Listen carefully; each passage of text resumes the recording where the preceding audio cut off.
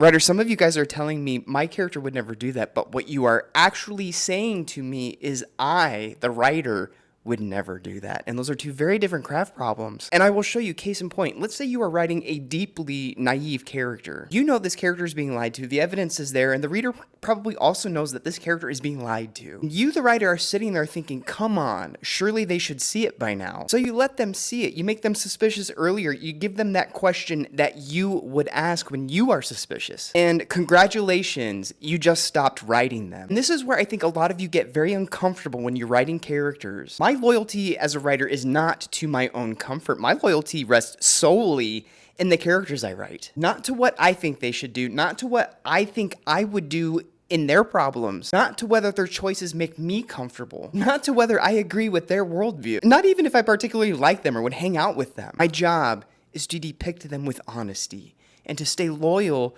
to the way this specific person sees the world and how they move through it, and to follow their psychology wherever that takes me, even when it goes somewhere I wouldn't. If you are writing a naive character and their naivety makes you uncomfortable, that is not a craft problem. It is telling you something about your current range as a writer. Maybe you can understand naivety intellectually, but the moment you have to inhabit them, you start correcting them, and almost invisibly, this character becomes more like you. You do this more than you realize. Every time you do that, are you making that decision because that is more psychologically accurate to this character, or because you become uncomfortable the second they make that decision? Because if you're only writing characters that you agree with, the characters that make choices you approve of, whose behavior sits so comfortably inside your own moral framework, that is a legitimate choice, I will say that. There are wonderful stories built around those kinds of characters. But at some point, if you are trying to expand your range, that will stop satisfying you. And when that happens, you are going to have to learn